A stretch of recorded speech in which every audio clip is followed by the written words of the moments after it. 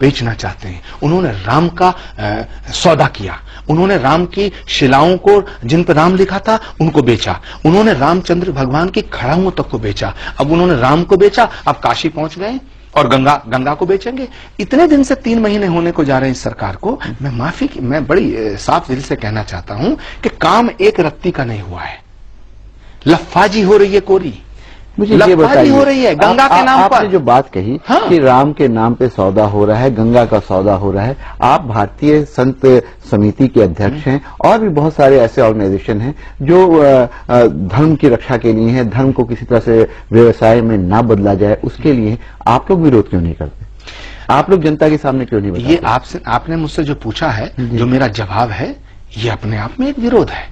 और माफी के साथ कहना चाहता हूं मैं कि नरेंद्र मोदी जी की सरकार जब से आई है तो संत जो है दहशत में है।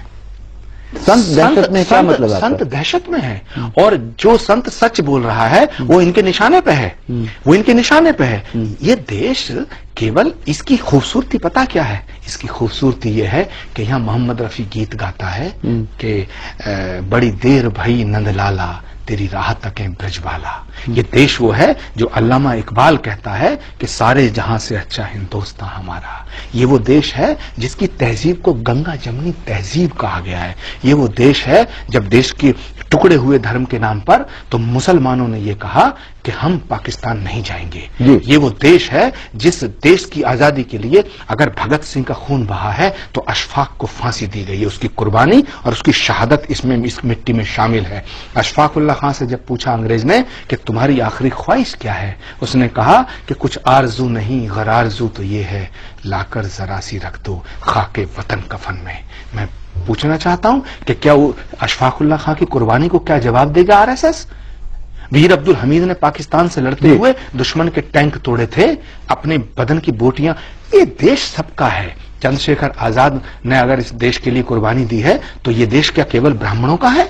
भगत सिंह ने अगर इस देश के लिए कुर्बानी दी है तो इसलिए दी गई थी कि ये देश केवल सरदारों का है? अशफाक उल्लाह खान ने अगर कुर्बानी दी तो क्या ये देश केवल मुसलमानों का है? ये देश जितना हिंदुओं का है उतना ही मुसलमानों का है। आपने बड़ी अच्छी बात कही कि ये देश जितना हिंदुओं का होता है उतना मुसलमानों का है, लेकिन रह रह करके कुछ ऐसी चीजें होती है जिससे मुस्लिम समाज की अगर बात करें, आपने नाम लिया है तो मैं आपसे सवाल कर रहा हूं कि उनको ये लगता है कि शायद उनके साथ यहाँ पे न्याय नहीं हो रहा है। अभी कुछ दिनों से आपने देखा होगा कि बहुत सारे मुसलमान नौजवान दहशतगर्दी, आतंकवाद के आरोप में पकड़े जाते हैं, बरसों बरस तक जेल में रहते हैं और उसके बाद एक अदालत ये कहती है कि नहीं, इनके ऊपर जितने आरोप थे वो गलत पाए गए। इसके लिए किसको जिम्मेदार आप मानते हैं? देखिए, ये एक इंटरनेशनल साजिश है। अमेरिका किसी कीमत पे नहीं चाहेगा कि भारत और पाकिस्तान के रिश्ते मजबूत हों, पहली बात।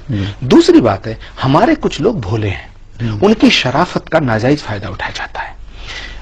मिसाल के तौर पे इतिहास गवाह है, गांधी की हत्या किसी मुसलमान ने नहीं की, इंदिरा गांधी की छाती को छलनी किसी मुसलमान ने नहीं किया, राजीव गांधी के टुकड़े किसी मुसलमान ने नहीं किए, बेअंत सिंह की हत्या किसी मुसलमान ने नहीं की, ललित माकन को किसी मुसलमान ने नहीं मारा।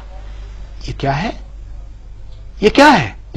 जहां तक सवाल है कि मुसलमान आतंकवादी हो रहे हैं, तो मुसलमानों के अंदर अगर जो इनोसेंसी है और उसका फायदा उठा करके वो एक इंटरनेशनल साजिश का शिकार हो रहे हैं। लेकिन मैं इस बात को मानने को तैयार नहीं हूं कि केवल मुसलमान आतंकवादी है। ये जितने नाम मैंने गिनाए हैं, तो ये क्या आतंकवाद नहीं था? तो क्या ये कह दिया जाए कि सारे सरदार आतंकवादी हो गए? क्या ये कह दिया जाए कि सारे नाथुराम गौडसे ने अगर गांधी की हत्या की तो सारे उस कम्युनिटी को पूरा जिम्मेदार ठहराया जाए? आतंकवाद और अपराध कोई कम्युनिटी नहीं करती है, ये व्यक्ति इंडिविजुअल करता है, ये व्यक्ति करता है। लेकिन जो व्यक्ति करता है वो अगर मुसलमान है तो उसको सजा दी जाए, उसे आतंकवादी माना जाए। लेकिन अगर एक आदमी ने कोई गलत काम कर दिया है, गुनाह कर दिया है, तो सारे मुसलमानों को हम आतंकवादी मान लें? मैं ये दावे के साथ कहता हूं, जिम्मेदारी से कहता हूं कि इस्लाम आतंकवाद का नाम होता तो सारी दुनिया में इस्लाम नहीं फैलता, यजीदियत फैलती। इस्लाम मोहब्बत का, इबादत का, कुर्बत का, खिदमत का और इबादत का नाम है। ऐसे ही हिंदू धर्म दया का, शील का, क्षमा का, करुणा का, त्याग का नाम है, तपस्या का नाम है। आपने इतनी बढ़िया बात कही है, लेकिन ये बताइए